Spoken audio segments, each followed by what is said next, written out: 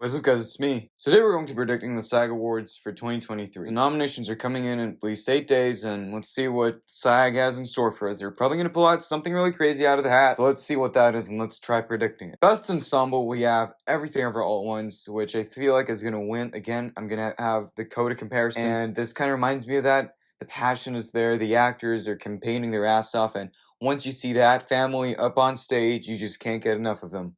Number 2, we got The Fabelmans, which I feel like is pretty much a lock to get nominated. Again, it has a family narrative, and also the performances are damn great from everyone. Number 3 is we have Women Talking. I know Women Talking has been underperforming with some of the awards bodies, but I feel like SAG really has to give Women Talking the spotlight because it's mainly an actor's movie and it excels. Every single actor gives it their all, and I feel like if SAG can't recognize that, then what is the point of this category? Number 4, we have The Woman King, which I feel like the Viola Davis love, which we're going to be talking about later in another category, and I feel like this is really just this isn't a good spot. It's also doing really well with the Critics Awards, and I just could see SAG totally eating this movie up and the ensemble in general. Number 5, we have Top Gun Maverick. Now, some people might say that this is kind of a shocker, but I could see this happening. I could see SAG eating this movie up and going for it with the ensemble category. Now, some people would be like, what do you mean the ensemble? The ensemble isn't really getting that much recognition, but think about it.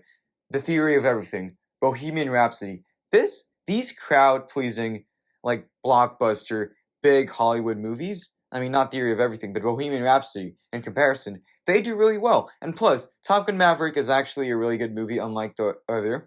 And it has the visibility, so I feel like Top Gun Maverick, it is in a good position, but I wouldn't be that surprised if it missed. Number 6 is Glass Onion. Now, a lot of people have this number 3 or 4, but I feel like if the first movie, Knives Out, which in my opinion had a better ensemble, couldn't get in, why would this movie get in? Now, I know Netflix is campaigning really hard, and I know the visibility is different, but still, the first movie had no reason for it to miss. And I'm just kind of like, if the first movie couldn't get in, why would this get in? But if it does get in, I wouldn't be that surprised. But still, I'm going with the risky pick. Number 7 is Elvis. Again, Bohemian Rhapsody. But I feel like this is a little bit different because Bohemian Rhapsody has the Queens, and they're a group. But Elvis is really like a singular person doing all the work. So I feel like the comparison isn't really there.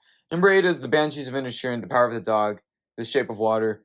Do I need to say anything else? And number 9 is Black Panther, and number 10 is Babylon, which they aren't happening, but it's good to give him like a little honorable mention, you know? Best Actor, we have Austin Butler. SAG is going to eat this movie up, and they're totally nominating Austin Butler, and maybe even give him the win. I wouldn't be surprised. Number 2 is Brendan Fraser, The Whale, a lock. Number 3, Colin Farrell, The Banshees of Inisherin. Why wouldn't you get nominated? And number 4 is Tom Cruise for Top Gun Maverick. Now, like I said a while ago, I feel like this awards body, the SAG Awards, will really eat this movie and his performance up in general. So let's go with Tom Cruise. And number 5, we have Bill Nighy. I'm not really sure about Bill Nighy, if I'm being honest. I feel like SAG tends to nominate bigger performances, and like, when I say bigger, performances in bigger movies, let's just say.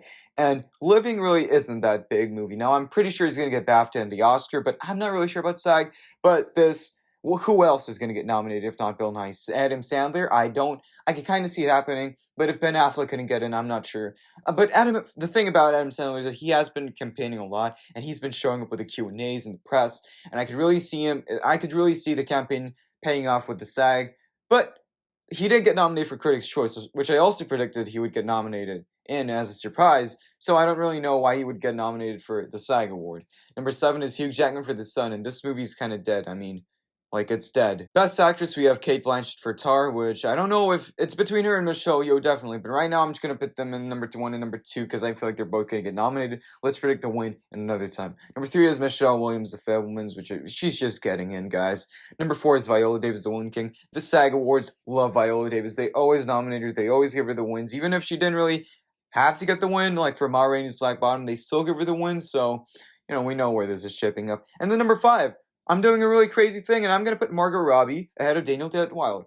And here's the reason why. I feel like Babylon is a true actor's movie, and I know it flopped and all that, and the headlines are still coming in, but I don't know. I just feel like Margot Robbie is doing so much in this movie to get overlooked by SAG, especially, like the actors ignoring her. I don't see that happening. And number 6, we got Daniel Day-Lewis, which she got snubbed for the Golden Globe for Ana de fucking Armas, which is like so bad. That movie is so terrible. I don't know why that would happen, but it happened. So that means that doesn't mean that they thought that Daniel Deadweiler wasn't a good performer in that movie. They just didn't watch the damn movie. And I feel like the same could apply for SAG. 7 Anaderma, she kind of has a shot to pull it up, but Spencer didn't make it in, so I feel like why would this make it if literally Kristen Stewart was a frontrunner last year, so, and they didn't nominate her, so why would they go for this performance? It doesn't make any sense. Plus, this movie's really divisive, even more than Spencer. And right, we got Olivia Colman, and she's in a dead movie. What can we do? Revive her someone. Give her CPR. I don't know. Best Supporting Actor, we got Ke Huy Quan. Nothing. I don't need to say anything about the top two because they're pretty much going step in step. And Ke Huy Quan especially is going to win this award so easily. Number 3 is Paul Dano for The Fabelmans, which I feel like he could get snubbed because the Belfast Boys didn't make it last year. But I feel like Paul Dano, he's been really getting that momentum and that love from people.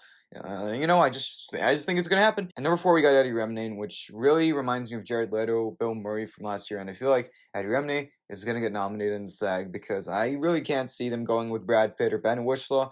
And yeah, Barry Keoghan, The Banshees of Inisherin. Now I doubted this. I doubted Barry for a while, but I feel like he's kind of undeniable at this point. And number 6, we got Judd Hirsch, which I don't know. I don't feel like I can't see them nominating both the Fableman boys. I could see them nominating the Banshees boys because the Banshees boys are way stronger when it comes to critics groups, industry, and just in general. And Brian Tyree Henry, which is kind of like a wish list pick. I could see the Oscars going for them, but SAG, they ignore the indies. Besides Everything Ever All at Once. Now, Best Supporting Actress, we got Carrie Condon for The Banshees of Inisherin. She's gonna win this. I feel like she's gonna win this unless Jamie Lee Curtis pulls a really big upset, which I hope not. Number 3, we got Angela Bassett for Black Panther: Wakanda Forever, which if the Golden Globe and Critics' Choice nominated her, why wouldn't the SAG? I thought she would only get a SAG nom, but she got, if she gets 3 of these, she's kind of undeniable for the Oscar, in my opinion. I mean, people are saying that she might get Jennifer Lopez, but I at this point, no.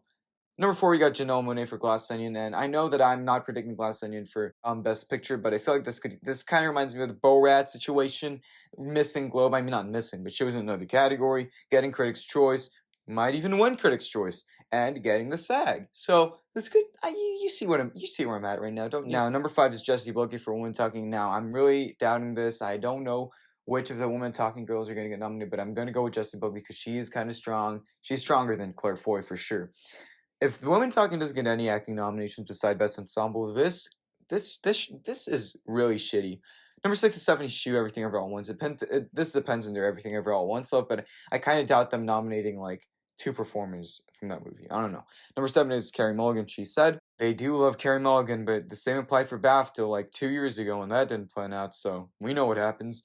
Number 8, we got Claire Foy. Number 9 is Hong Chau, which maybe Brendan Fraser could pick her up and get her along the ride, but that hasn't happened so far, so I don't believe that this is going to happen with SAG as well. Maybe the BAFTA, maybe the Oscar, but not SAG. I don't think so, at least. Alright guys, I think that's all for today. I hope the SAG nominations don't disappoint us, and if they do, fuck off.